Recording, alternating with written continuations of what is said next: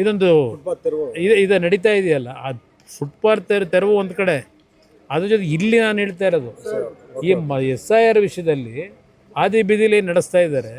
ಈ ಸರ್ಕಾರಕ್ಕೆ ಏನಾದ್ರೂ ಗೌರವ ಮಾನ ಮರ್ಯಾದೆ ಇದ್ದರೆ ಇವು ಸರ್ಕಾರದ ಅಧಿಕಾರಿಗಳೇ ಹೋಗಿರೋದಲ್ಲಿ, ಇಲ್ಲ ಚುನಾವಣಾ ಆಯುಕ್ತರಿಗೆ ಇವರಿಂದ ಏನು ಡೈರೆಕ್ಷನ್ ಹೋಗಿದೆ, ಈ ಥರ ನಡೀತಿದೆ ಆ್ಯಕ್ಷನ್ ತಗೊಳ್ಳಿ ಅಂತ ಹೇಳಿದ್ದೀರಾ.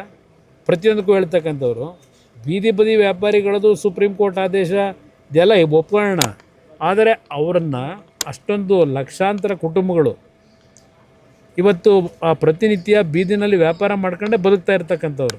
ಆಯಿತು, ಸುಪ್ರೀಂ ಕೋರ್ಟ್ನ ಆದೇಶದ ಮೇರೆಗೆ ತೆರವುಗೊಳಿಸಿ ಜನರುಗಳ ಪ್ರಾಣ ಉಳಿಸ್ಬೇಕಾದಂಥದ್ದು ನಮ್ಮ ಕರ್ತವ್ಯನೂ ಇದೆ. ಆದರೆ ಅವ್ರ ಬದುಕನ್ನೇನು ಮಾಡ್ತೀರಿ? ಅವ್ರಿಗೇನು ಆಲ್ಟರ್ನೇಟ್ ಅರೇಂಜ್ಮೆಂಟ್ ಮಾಡಿಕೊಟ್ಟಿದ್ದೀರಿ?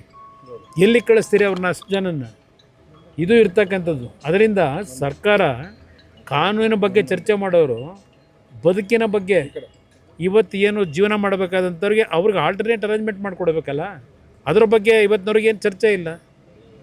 ಏನು ಮಾಡ್ತೀವಿ ಅಂತೇಳಿ ಏಕಾಏಕಿ ಅವ್ರನ್ನ ಖಾಲಿ ಮಾಡಿಸಿ ಅವ್ರು ಎಲ್ಲಿಗೆ ಹೋಗಬೇಕು? ಅದಕ್ಕೆ ಪರಿಹಾರ ಕೊಡಬೇಕು ಅನ್ನೋದು ನಾನು ಒಂದು ಸರ್ಕಾರಕ್ಕೆ ಸಲಹೆ ಕೊಡೋದು. ಏನಾಗಿದೆ? ಏನು ಯಾವ ಸಾಧನೆ ಆಗಿದೆ? ಸಾಧನೆ ಏನು ಮಾಡವ್ರೆ? ಬರೀ ಘೋಷಣೆಗಳು ಯಾವುದು ಇಂಪ್ಲಿಮೆಂಟ್ ಆಗಿದೆ? 76,000 ಉದ್ಯೋಗ ಅಲ್ವಾ? ಅದ್ರದ್ದು ಪ್ರಕ್ರಿಯೆ ಎಲ್ಲಿಗೆ ಬಂದು ನಿಂತಿದೆ ಅಂತ ಹೇಳಿದ್ದಾರೆ ಏನಾದರೂ ನಿಮಗೆ? ಇಲ್ಲ ಜನಕ್ಕೆ ಏನಾದರೂ ತಿಳಿಸೋರ? ಘೋಷಣೆಗಳಾಗಿದ್ದಾವೆ. ಯಾವ ಕೆಲಸ ಇವತ್ತು ಈ ಸರ್ಕಾರದಲ್ಲಿ ಒಂದು ತಿಂಗಳಿನಲ್ಲಿ ಇಂಪ್ಲಿಮೆಂಟ್ ಆಗಿರೋದು ಹೇಳಿ? ಭಾರತ್ ಜೋಡೋ ಅದೆಂಥದ್ದು ಅವ್ರ ಕಾರ್ಯಕರ್ತರಿಗೆ 10 ಲಕ್ಷ ಕೊಡ್ತಾರಂತೆ ಒಂದು ಪಂಚಾಯತಿಗೆ. ಘೋಷಣೆ ಆಗಿದೆ.